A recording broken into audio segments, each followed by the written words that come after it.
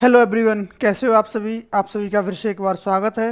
Welcome है आपके अपने यूट्यूब चैनल एसवी सर पर।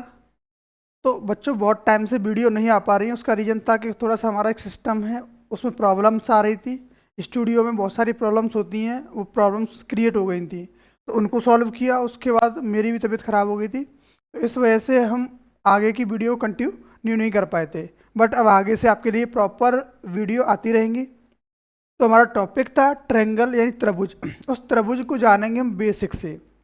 तो एक्सरसाइज 6.1 जिन्होंने नहीं देखी है वो जरूर जाके देखें, क्योंकि 6.1 के बना 6.2 को करना पॉसिबल नहीं है, क्योंकि उसकी जो बेसिक बेसिक नॉलेज है वो आपको मिलती रहेंगी। ठीक है ना। दूसरी बात, अब जो आप करोगे उसको अच्छे से करना, प्रैक्टिस करना। और पहले जो हमारी वीडियोस आती थी वो 1 शॉट में आती थी, बट अब थोड़े छोटे कुछ बच्चों की डिमांड है कि सर हमें छोटे छोटे पॉइंट्स में, क्योंकि वीडियो लेंदी भी हो जाती है, तो उस लेंदी वीडियो को शॉर्ट में आप जल्द छोटा छोटा कराते जाएं और जल्दी जल्दी वीडियोस को हमें प्रोवाइड करें। तो वही अब हम कर रहे हैं। तो यहाँ आज के टॉपिक में, आज के सेशन में हम केवल दो प्रमेय को डिस्कस करने वाले हैं। कौन कौन सी प्रमेय? एक तो 6.1 है और दूसरी 6.2। तो दो प्रमेय हैं, उन दोनों प्रमेय को आज हम डिस्कस करने वाले हैं आज के सेशन में। तो आशा करेंगे कि आपको एक एक पॉइंट हर एक समझ में आएगा। तो इसीलिए आप जुड़े रहें एसवी सर जेएमएस कॉन्सेप्ट से। ठीक है। हमारे दो चैनल्स है, एक एसवी सर है और दूसरा है एसवी सर जेएमएस कॉन्सेप्ट। तो दोनों से आप जुड़े रहिए और आपके लिए सभी क्लासेस हम प्रोवाइड कराते रहेंगे। ठीक है ना। सेशन क्या है आज का? प्रमेय है 1। क्या कह रहा है? यदि किसी त्रिभुज की एक भुजा के समांतर, एक त्रिभुज है जिसकी एक भुजा के समांतर, सपोज करो हमने एक त्रिभुज लिया है, एक त्रिभुज है जिसका नेम हमने दे दिया सब ए बी सी है। क्या नेम है उसका? A B C. ठीक है ना। एक त्रिभुज क्या हमारे पास ए बी एंड सी है। क्या त्रिभुज है हमारे पास? एक ए बी और सी है। उसमें करना क्या है? अब बोला है इसने कि एक भुजा के समांतर अन्य दो भुजाओं को भिन्न भिन्न बिंदुओं पर प्रतिच्छेद करने के लिए एक रेखा खींची जाए। क्या की जाए? एक रेखा खींची जाए। तो ये अन्य दो भुजाओं को एक ही अनुपात में विभाजित करती है। तो एक भुजा हमने ली बी सी और उसके समांतर क्या किया? एक रेखा हमने खींच दी, जिसका नाम दिया हमने क्या? डी और ई। क्या नाम दे दिया इसका? डी और ई। बात समझ में आ रही है? केवल जो प्रमेय है उस प्रमेय के अकॉर्डिंग ही हमने जो कुछ भी लिया है वो सब उसी के अकॉर्डिंग लिया है। क्या था कि एक त्रिभुज, किसी त्रिभुज की एक भुजा, पहले एक त्रिभुज ड्रॉ किया कोई सा भी हो, नाम दे दिया सब ए बी सी। अब एक भुजा के समांतर हमने दूसरी भुजा खींची जो कि दो भुजाओं ए बी और ए सी को बिंदु डी और ई पर क्रमशः प्रतिच्छेद करती है। और यही आपको उत्पत्ति में लिखना है। उत्पत्ति मतलब जो आपने त्रिभुज की गणना की है उसी को आपको लिखना होगा। क्या लिखना है यहाँ पे? लिखना है कि माना एक त्रिभुज एबीसी है। क्या है? एक त्रिभुज एबीसी है और एबीसी में बीसी भुजा के समांतर, त्रिभुज एबीसी में बीसी भुजा के समांतर एक भुजा डीई है जो कि भुजा ए बी को बिंदु डी पर तथा भुजा ए सी को बिंदु ई पर प्रतिच्छेद करती है। ठीक है ना। और ये तो क्या थी हमारी उपपत्ति। उपपत्ति लिख लोगे ना। क्या हमने प्रूफ जो जो स्ट्रक्चर में हमने बनाया है, इस फिगर में जो हमने बनाया है उसी को हमें इसमें लिखना होगा। क्लियर? तो क्या क्या लिखना होता है? एक त्रिभुज ए बी सी है, एक त्रिभुज ए बी सी है जिसमें बी सी भुजा के समांतर, बी सी भुजा के समांतर एक भुजा डी ई जो कि ए बी को डी बिंदु पर और ए सी को ई बिंदु पर प्रतिच्छेद करती है। बात समझ में आ गई? अच्छा जी, इतना आप लिख लोगे। उसके बाद हमें सिद्ध क्या करना है?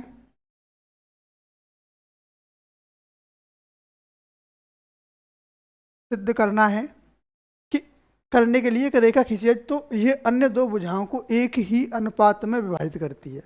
तो अब कौन से अनुपात होंगे? तो जो ए डी है बट्टे डी बी बराबर ए ई अपॉन ई सी। तो इनको ये क्या करेगी? एक ही अनुपात में विभाजित करेगी। ये तो हमें सिद्ध करना है। ठीक है ना। और क्या कर सकते हैं सर हम?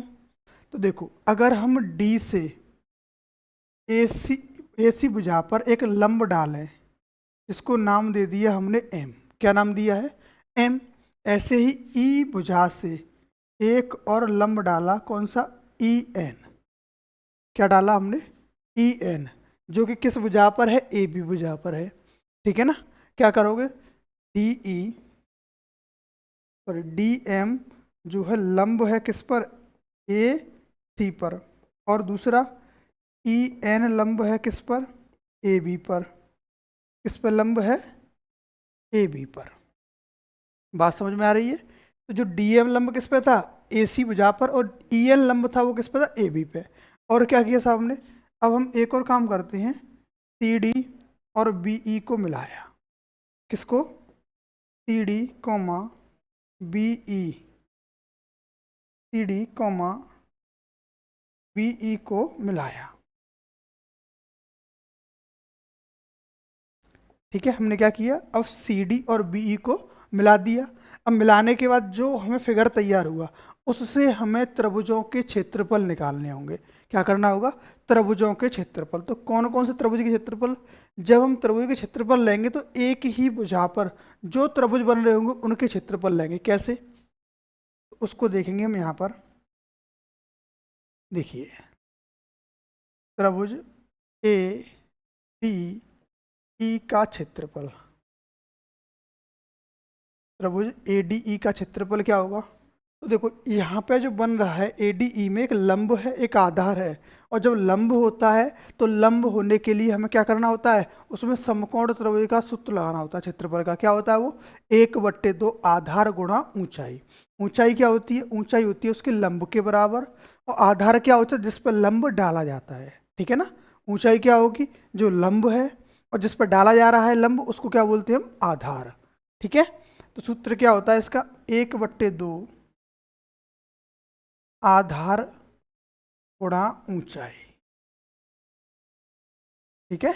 1/2 आधार गुणा ऊंचाई। अब 1/2 है सर, बिल्कुल ठीक है। आधार क्या है? मैंने क्या बोला? जिस पर लंब डाला जा रहा है। इस भुजा पे जो लंब डाल रहे हैं, तो लंब किस पे गिर रहा है? यहाँ पे EN लंब है किस पर? AD पर। किस पर?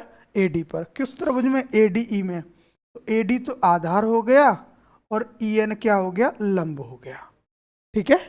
अच्छा ठीक, दूसरा त्रिभुज क्या लेंगे हम? DEB में। कौन सा त्रिभुज? DEB में। तो दूसरा त्रिभुज लेंगे, त्रिभुज DE और B में। ठीक है? का क्षेत्रफल, इसी का क्या ले लेते हैं हम? क्षेत्रफल। वो भी फॉर्मूला क्या रहेगा? 1/2 आधार गुणा ऊंचाई। चलो साहब, 1/2 आधार इस त्रिभुज में कौन सा है? DB। कौन सा है? DV। और लंब क्या हुआ सर? लंब तो पूरी भुजा पर एक ही है, वो है EN। क्या है? आधार है DB या BD इंटू लंब क्या है? EN। अगर मैं इसको त्रिभुज 1 और त्रिभुज 2 नाम दे दूं, सॉरी, समीकरण 1 और समीकरण 2, और दोनों का आपस में भाग लगाते हैं। क्या करें? समीकरण 1 बट्टे समीकरण 2 कर दें, तो यहाँ पे क्या मिलेगा? कि एरिया ऑफ ट्रायंगल यानी त्रिभुज ADE का क्षेत्रफल बट्टे एरिया ऑफ ट्रायंगल त्रिभुज DEB। ठीक है? अगर यहाँ रखें 1/2 AD इंटू EN बट्टे 1/2 BD इंटू EN। ठीक है? 1/2 से तो 1/2 कट गया, EN से EN कटा, तो इनका अनुपात क्या आएगा? AD/BD। क्या आएगा अनुपात यहाँ से? AD/BD। ठीक है ना? अब हमने क्या किया था? केवल AB को आधार मान के जो लंब था उसके अकॉर्डिंग हमने इसका क्षेत्रफल निकाल लिया और उसका अनुपात निकाला, तो कितना आया? AD/BD। ये किसका अनुपात था? जो त्रिभुज ADE का जो क्षेत्रफल था और त्रिभुज BDEB, इनके क्षेत्रफल का अनुपात हमने निकाल लिया। इसको क्या नाम दे दिया साहब? समीकरण नंबर 3 दे दिया। क्या दे दिया? समीकरण नंबर 3। अच्छा, अब इसमें क्षेत्रफल निकालें तो किसका? त्रिभुज यानी area of triangle A E D, कौन सा, ए ई डी। अब इसमें आधार क्या है, आधार है ए ई, लंब कौन है इस पर, डी एम, कौन है, डी एम। तो सूत्र तो आप पढ़ ही चुके हो, 1/2 आधार, आधार कौन सा था, ए ई, और लंब कितना था, डी एम, ठीक है। अब इसी प्रकार इस वाले आधार के लिए तो डी ई सी, कौन सा त्रिभुज होगा, डी ई सी। तो एरिया ऑफ ट्रायंगल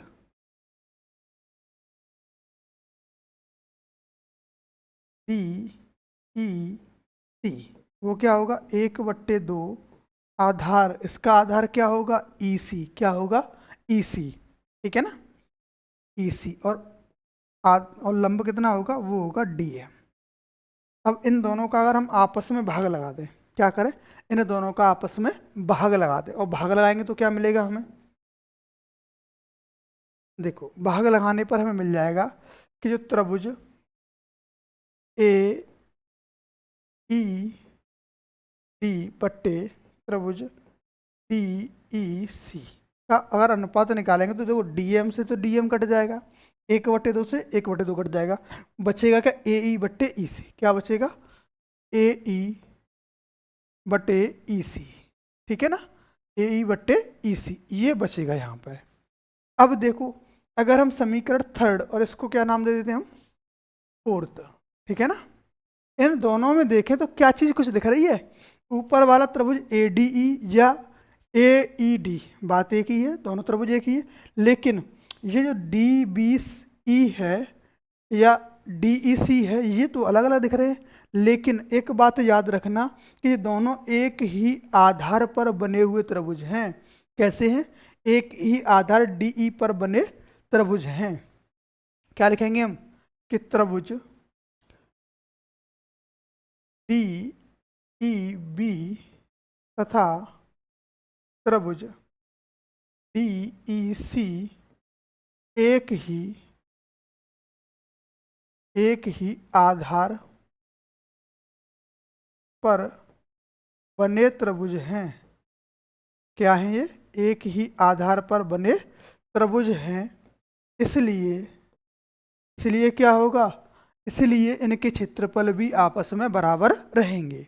इसीलिए area of triangle D E B is equal to area of triangle D E C, ठीक है। अब क्या होगा, इन दोनों के क्षेत्रफल आपस में बराबर रहेंगे, और बराबर रहेंगे तो इससे क्या फायदा होगा, तो बराबर अगर ये हैं तो यहाँ पर ये वैल्यू इसके बराबर है, तो ये दोनों आपस में समीकरण 3 और समीकरण 4 भी आपस में बराबर हो जाएंगे, क्या होंगे, इसलिए समीकरण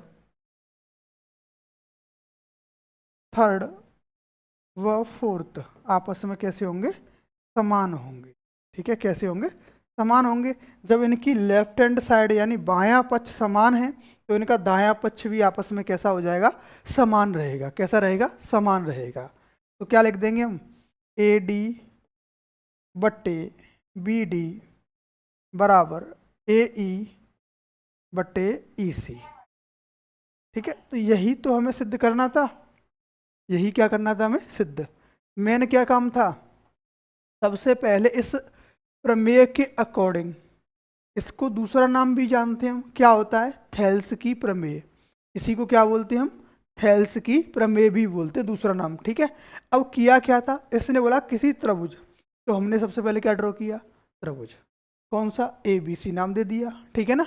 अब इसने बोला एक भुजा के समांतर दो अन्य भुजाओं को भिन्न भिन्न बिंदुओं पर प्रतिष्ठित करने के लिए एक रेखा खींची जाए, तो हमने क्या लिखा इसमें, इसी से हमें क्या करना पड़ रहा है, इसी के अकॉर्डिंग हमें लिखना पड़ रहा है सोच के। कैसे, इसने त्रिभुज की बात की तो हमने एक त्रिभुज बना लिया, कौन सा, ए बी सी। अब इसने कहा कि कोई एक ऐसी भुजा खींची जाए जो किसी दूसरी भुजा के समांतर हो, तो माना बी सी के समांतर हमने भुजा एक डी ई खींची जो कि ए बी को बिंदु डी पर और ए सी को बिंदु ई पर प्रतिच्छेद करती है, ठीक है ना। यहाँ तक कोई प्रॉब्लम नहीं होने वाली होगी, बिल्कुल। अब क्या किया हमने, उत्पत्ति ये तो लिख दी।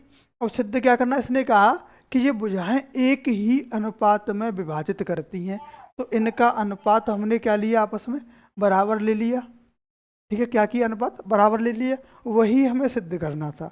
अब हमने और क्या किया, ई एन लंब खींचा ए बी पर और डी एम लंब खींचा ए सी पर। ठीक है, और फिर क्या किया हमने, सी डी और बी ई को मिलाया।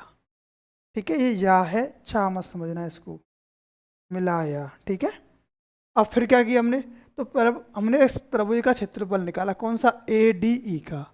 ए डी का क्षेत्रफल 1/2 आधार गुणा ऊंचाई होगा। इसी प्रकार हमने डी ई बी का क्षेत्रफल भी निकाल दिया, वो भी 1/2 आधार गुणा ऊंचाई आ गया। फिर हमने इन दोनों का अनुपात निकाल दिया, अनुपात निकाला तो वो आ गया ए डी बट्टे बी डी। इसी प्रकार इस भुजा पर भी ए डी ई या ए ई डी का क्षेत्रफल निकाला, फिर हमने डी ई सी का क्षेत्रफल निकाला। अब निकालने के बाद इनका भी अनुपात निकाल दिया। अब क्या देखा हमने कि जब ये दो त्रिभुज हैं, कौन से, डी ई बी और डी ई सी, दोनों के लिए आधार एक ही है, वो कौन है, डी ई है। तो यहाँ पर इन दोनों के क्षेत्रफल एक बराबर हो जाएंगे, समान हो जाएंगे, और समान होंगे तो इसका क्षेत्रफल होगा वही इसका क्षेत्रफल होगा, दोनों आपस में बराबर हैं। तो समीकरण 3 और 4 से इनके लेफ्ट हैंड साइड यानी बायां पक्ष बराबर है, तो हम इसका दायां पक्ष भी बराबर कर देंगे। क्लियर, तो ये थ्योरम आपको प्रॉपरली समझ में आ गई होगी, ऐसा कोई पॉइंट नहीं है जो आपको समझ नहीं आया हो। ठीक है, अब हम दूसरी प्रमेय को भी कर लेते हैं। दूसरी प्रमेय जो है वो इससे बहुत बहुत बहुत ईजी है। कैसी है, बहुत ईजी है। किस तरीके से ईजी है, देखो इसने बोला है जस्ट इसका अपोजिट ही है। क्या है, जस्ट इसका उल्टा ही है। उल्टा कैसे है, कि अगर हमारे पास एक त्रिभुज है, क्या है, एक त्रिभुज है, ठीक है, नाम क्या दिया हमने, ए बी और सी। अब इसने क्या कहा कि त्रिभुज की दो भुजाओं को एक ही अनुपात में विभाजित करे, वह तीसरी भुजा के समांतर होगी। तो थोड़ी देर के लिए हमने क्या किया, एक लाइन खींच दी जो कि ऐसा कर, इसका नाम था हमने सब डी ई दे दिया। क्या दे दिया हमने, डी और ई। ठीक है, क्या नाम दे दिया हमने, डी ई दे दिया। अब इसने क्या कहा है कि इनका जो अनुपात है वो आपस में बराबर है। एक पॉइंट दे दिया इन्होंने, अनुपात था ए डी बट्टे बी डी बराबर ए ई बट्टे ई सी। ठीक है ना, इसने क्या बोला, ये चीज़ बोल दी है कि जो ए डी है और बी डी का अनुपात, ए ई और ई सी का अनुपात आपस में कैसा है, बराबर है। तो हमने बराबर ले लिया। अब कहा कि अब ये सिद्ध करो आप, ये तो हमें दिया गया है, और सिद्ध क्या करना है कि जो भुजा हमने खींची जो अनुपात बराबर दिखा रही है वो क्या है, उस बी सी के समांतर है, कौन, डी ई। ठीक है, या डी ई समांतर है किसके, बी सी के। बात क्लियर है, लेकिन ये तो ये कह रहा है, सिद्ध करवा रहा है, तो हमें क्या करना पड़ेगा, हमें कुछ ना कुछ इसका उल्टा जरूर मानना पड़ेगा। तो हमने क्या कहा, हमने यहाँ माना, क्या माना साहब, क्योंकि जब कोई कह रहा है, साफ साफ बोल रहा है वो सिद्ध करना है और वो सब कुछ दे रखा है, तो हमें थोड़ा सा उल्टा मानना पड़ेगा। क्या मानना पड़ेगा, उल्टा। हमने माना कि माना डी ई समांतर नहीं है किसके, बी सी के। क्या माना हमने कि जो डी ई है वो समांतर नहीं है किसके, बी सी के। तो फिर हमने एक लाइन खींची डी ई डैश, कौन सी लाइन खींची, डी ई है, डी ई डैश। चूंकि जो डी ई डैश है वो समांतर है किसके, बी सी के। ठीक है, क्या है, वो समांतर किसके है, बी सी के। हमने ये माना कि साहब नहीं, डी ई समांतर नहीं है, लेकिन सवाल ने जो कहा था वो ये पॉइंट हमें पहले ही ऑलरेडी दे रखा है। ठीक है ना, अब हमने क्या माना कि जो डी ई है वो समांतर नहीं है, लेकिन डी ई डैश जो है वो क्या है, समांतर है। और समांतर है तो पहली प्रमेय क्या पड़ी थी, अगर कोई भुजा दूसरी भुजा के समांतर है तो वो संगत अनुपात उसके बराबर हो जाते हैं। तो इसी पॉइंट से हम बोल देंगे जो ए डी बट्टे बी डी है वो बराबर होगा ए ई डैश बट्टे ई डैश सी के। ठीक है, अब समीकरण 1 और इसको नाम दे दिया हमने साहब समीकरण 2। ठीक है, इनके लेफ्ट हैंड साइड बराबर है, तो इनके आपस में क्या करेंगे, राइट हैंड साइड बराबर रख देंगे, यानी इसका बायां पक्ष बराबर है आपस में, तो हम दायां पक्ष आपस में बराबर रख देंगे। तो मिलेगा क्या हमें यहाँ पे, ए ई बट्टे ई सी बराबर ए ई डैश बट्टे ई डैश सी। अब इससे क्या पता चला, अगर ये दोनों बराबर है तो इसका मतलब है ये जो ई डैश है वो यहाँ ना होके कहाँ पर है, इसी बिंदु पर है। ई व ई डैश क्या है, ई व ई डैश एक ही बिंदु पर हैं। कैसे हैं, एक ही बिंदु पर हैं। कैसे हैं ये, एक ही बिंदु पर हैं, और एक ही बिंदु पर हैं तो ये क्या होगी, जो डी ई है वो क्या होगी, समांतर होगी किसके, बी सी के। तो यही हमें सिद्ध करना, ठीक है ना। तो आज का सेशन आपको कैसा लगा, मिलते हैं नेक्स्ट वीडियो में, तब तक के लिए जय हिंद,